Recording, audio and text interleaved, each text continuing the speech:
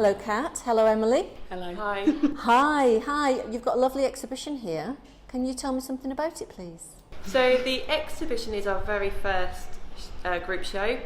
It's 57 members, including us, co-founders. Yep.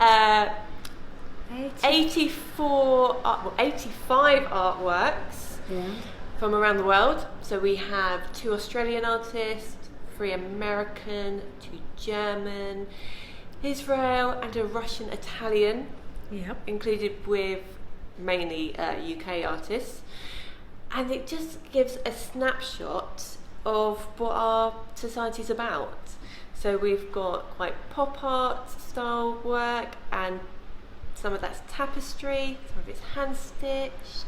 We have very traditional with black work, gold work, got machine stitched, abstract, that is called collage, so that's textile, paper, sculptural, flat, household items that have been used. So lampshades, cushions, ironing boards, you name it. And everything that connects it is that there is a stitched element. Can you tell me about how the organisation was set up? I am an artist in Devon and I am on a committee, and it was during a meeting, an AGM, and I was told that no embroidery could ever be art. It was just a craft, and the word just was the thing, by a oil painter who thought that his work was amazing, and it was good, it was all right, but just a craft, and it made me cross. And I went and spoke about it on Instagram. I put up a post saying, this thing happened, and it sparked a conversation, and the conversation grew, and Emily and I started talking about why there is this just a craft element to it, because there is craft to it, but it's not just. And we decided, we thought about it, and we realised there wasn't an actual art society. We couldn't find one. If there is one, we don't know about it, but there's lots of clubs and there's lots of really good textile groups or stitching groups and organisations and guilds, and they're not an art society. So we thought, we'll just float the idea out into Instagram, where all the people we know are, and see what they think about having an art society. And the response was enormous and instant. Yeah. And we thought, in that case, we better look into it. So we did the work that goes behind starting a society, looking into how you set one up, having rules, having a website, all the little steps that you need to do this. And then we launched it. Here we are, we're an art society. And then in under a week, we shut submissions because it was so crazy and there were so many people trying to get in and we couldn't handle it. We were like, no, we have to stop and just do this. And then we decided we'd got a thing going and we'd push it further. We'd see what we could do with it. So we have. It's a massive networking platform. Yes. It's a cheerleading from us as the first people, and from then other members, to help in kind of, cheering other people on, to kind of remind them, and not always reminding, but saying, yes, you are making art. Because there's, one thing we have noticed actually during our time here, is a lot of self-doubt with people. Yes. Even people submitting to us, there is self-doubt with it. And we are here to kind of go, yes, it is art. We see it as art. We are an art society. Yes. And we are constantly saying to people, please talk about your work as art. Please call yourself artists.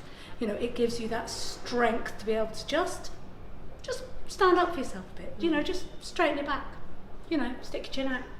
Be a bit bullshit about it if you have to.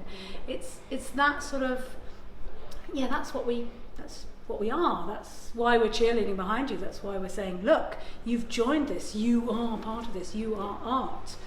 So that you can help yourself when you meet the comments.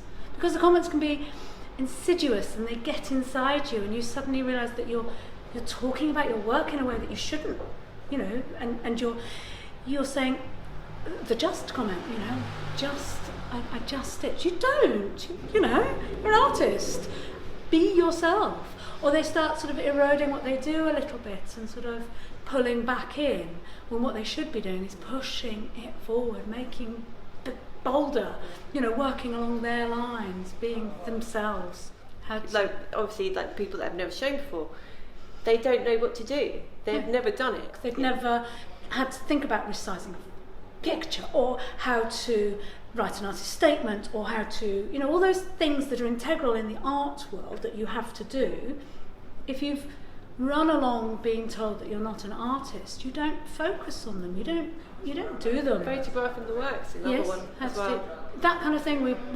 We're there to sort of give them a push. Yeah. Make them think about what they're saying and how they're working and how professional they are, and what they're, simple things like, have they got a website? Have they not? Is their Instagram, is their account where they're showing their portfolio actually a portfolio account? And a lot of people they were submitting work saying, my images are on here, and you're having to scroll down like miles to find the work because they're not taking it professionally. They're not thinking about actually, if you wanted to buy a piece, how you'd find it, at that kind of level. That's what we're hoping to sort of just push. Some of the artists, they don't need telling. They are unbelievably professional. They know exactly, and they come up with ideas, and that's brilliant because they tell us what to do, and we listen because they know what they're doing because they've been doing it, and they're successful. And we are not adverse to being told what to do. No. But some of the members don't know. Some of the members are new to this, and they're the ones that can gain but just help. And the more we can push them up, the more it pushes the whole thing up. We then have week-long submission open call windows where people can apply. It's free. And we then are picky about who we let in. Really picky. Really quite picky. We need them. If we're an art society, we've got to be an art society. We're not a group or a club. And we are also inclusive, and we are global because we're online. So anyone from anywhere, as long as what they're doing is making art, they can join us. And we have 2 open calls a year. And in just over a year, we've got 460 members, and they're from all over the world. And it's just built and built and built. Yeah. And one of our main starting aims was to have an exhibition. How long has the exhibition taken to come to fruition? Well, so it's about a year in the making. Yeah. We'd met up, hadn't we? We didn't know each other. When we started the society, we didn't know if our aims were exactly the same. They are, it's fine, that's good.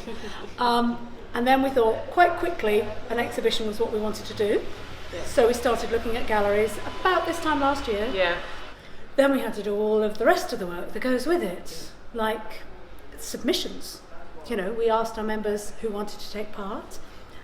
They sent their work, images of their work to us with their sizing, and we sat in a pub. We met up in a pub, and we sat there with the floor plan of this place and the images, and we worked out then pretty much where everything would go. It's changed ever so slightly, only slightly. So that we knew we could get a good flow with the gallery, and we could get it curated well, and we could get the work showing itself off to the best. And we then opened the doors on Tuesday.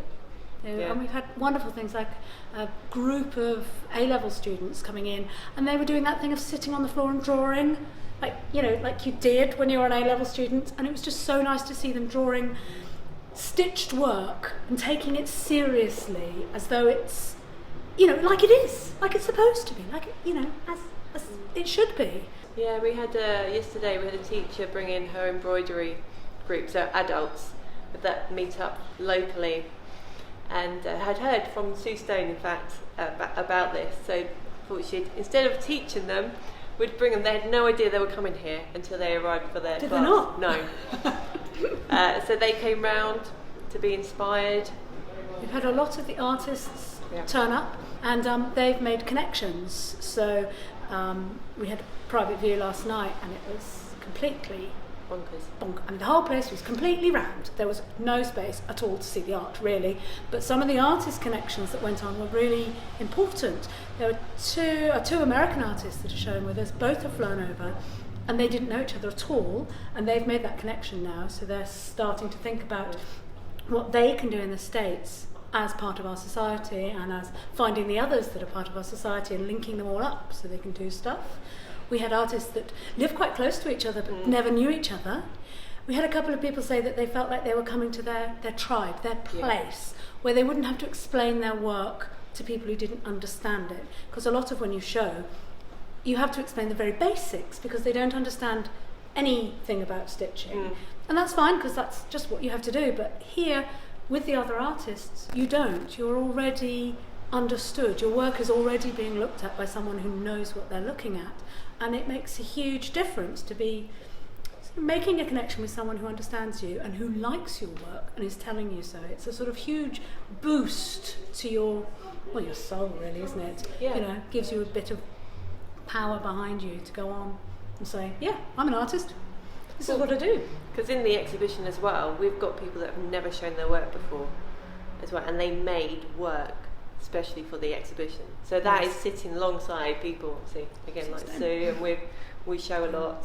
Yeah. So you've got a really nice mix of people that are completely new to doing something like this. And people to who've been in the Royal Academy hands. Summer Exhibition. You know, you've got that, and they're sitting next, they're next to each other, talking, they're feeling like they belong. It's like pushing it forwards, giving it a boost.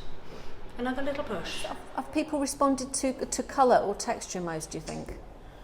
I think they're responding to the overall image first. They walk in and they look and they see, and then they walk up close and then they step away, and then they walk in close again and look close and then they step away.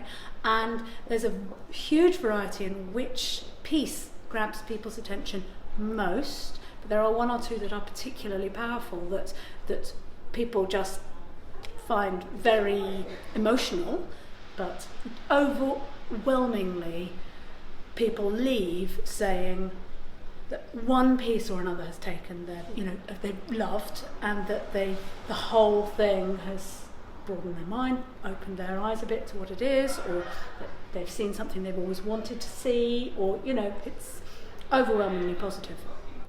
So if people want to learn more about your organisation and the society, where can they find it?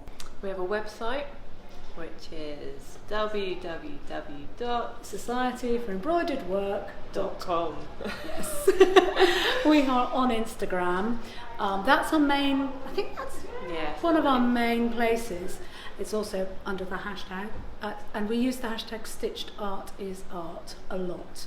So you will find it on that. And the same with Twitter. We are the Embroidered in Twitter. Yeah. Where do you see the society going in the future? We'd like to tour the world, really, to be honest. We'd like our members to gather themselves together in wherever they are and put on their own shows. Yeah. We'd like, the Argentinians or the Australians, if we get enough in each area, then there's no reason for them not to. And I think that sort of started last night. I think the Americans were definitely talking about heading that way, because they've got the sort of backing, they've got the name, it's there. If they can gather themselves together, that would be nice. Have regional shows, and us have a show that was bigger, get more of the art in. We can work on a bigger scale, we can show off more. So what's next for S.E.W? There's a few things bubbling along, but nothing's firmed up, because this, as our first exhibition, has taken up so much headspace, so much time and thought, and we wanted to get it absolutely right. And now we've done this, we can now just take a breath and look at the offers we've got and see what we can do and see where we can roll. So that's our next little step, is just taking a breath and seeing where we're heading and sort of just working it out, because there's a number of options, and which ones are right we need to properly dig into and see. So Thank you very much for your time today. well, thank you.